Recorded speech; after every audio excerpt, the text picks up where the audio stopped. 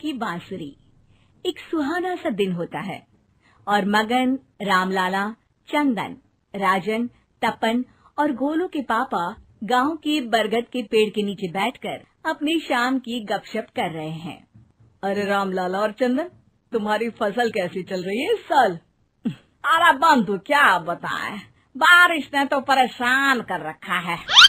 सही बात, बारिश की कमी ने दिमाग खराब कर दिया है। सरपंच गांव वालों के लिए एक खबर लेकर आता है। अच्छा मेरे गांव के भाइयों, सुनो जरा, हमारी सरकार ने किसानों के लिए शहर में एक सेमिनार का आयोजन किया है, जिसमें वो खेतों के बारे में और भी कुछ जानकारी देंगे। तो मुझे लगता है कि हमें वहां जाना चाहिए। सरपंच जी, मेरे खेतों में कीड़ों ने परेशान कर दिया है, उसके लिए कुछ जानकारी मिलेगी क्या? बिल्कुल, तुम्हारे खेतों के बारे में तुम्हें सारी जानकारी देंगे वो लोग। तुम तीनों को जाना चाहिए, बहुत फायदा होगा तुम्हें उससे। ये कहकर सरपंच वहाँ से चला जाता है और तीनों सोचते हैं कि वो शाम के वक्त मैदान पर मिलेंगे और वहीं से रवाना हो जाएंगे।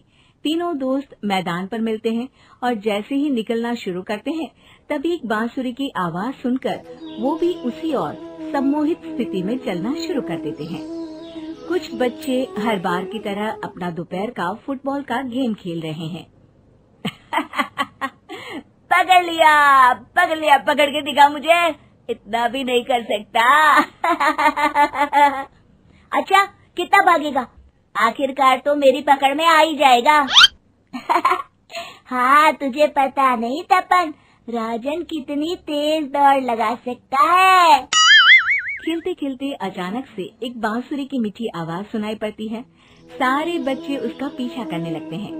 शाम हो गई है और बच्चों के घर न आने की वजह से उनकी माँ मैदान में पहुँच जाती है। राजन बेटे, अरे ओ राजन बेटे, किधर चले गए? इतनी देर हो गई, घर वापस क्यों नहीं आए बेटे? तपन बेटा, चलो घर, शाम हो गई है, कितना खेलोगे? और गोलू, ओ गोलू! तीनों की माँ एक दूसरे को देखने लगती है और उन्हें एहसास होता है कि उन तीनों के बेटे घर आए ही नहीं। अरे राजन और गोलू की मम्मी, आप इधर? राजन और गोलू घर नहीं आए क्या अभी तक? नहीं तो दोपहर में राजन मुझे बताकर गया था कि वो तपन और गोलू के साथ खेलने जा रहा है।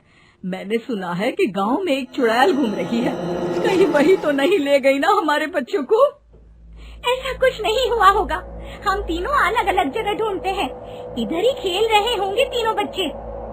ये कहकर तीनों बच्चों की माएं उन्हें ढूंढने निकल गई। बहुत देर हो गई और फिर भी तीनों बच्चे मिले नहीं। तीनों की माएं मैदान पर फिर से मिलती हैं। सुनिए जी, ये तीनों मिल ही नहीं रहे और मेरे दिमाग में बहुत बुरे बुरे ख्याल आ रहे हैं। आप चिंता मत कीजिए, हम सरपंच से जाकर बात करते हैं, वो हमारी मदद करेंगे। गोलू की माँ सही कह रही हो, चलो चलते हैं। एक उम्मीद की आशा लेकर तीनों अपने बेटों की फिक्र में सरपंच के घर जा पहुंचती है। सरपंच अपनी शाम की चाय पी रहे हैं और अखबार पढ़ रहे हैं। तभी तीनों की माँ हड़बड़ी में भागकर उनके पास आती है। अरे अरे, आप तीनों इतनी डरी हुई क्यों हो? क्या हुआ? ऐसी क्या बात हो गई? तिवारी जी, हमारे लड़के दोपहर से खेलने गए हैं और अब तक लौटे नहीं हैं। हमने उन्हें सब जगह ढूंढा, लेकिन हमें वो मिले ही नहीं, इसीलिए हम भागकर आपके पास आ गए। अच्छा, इनके पिता कहाँ है?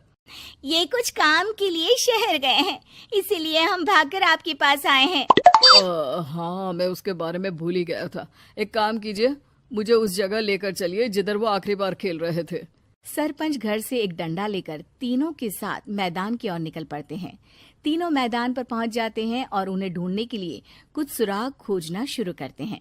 आपको कोई ऐसी जगह पता है जहाँ ये तीनों साथ में मिलते हैं? नहीं जी, ऐसी तो कोई जगह नहीं पता।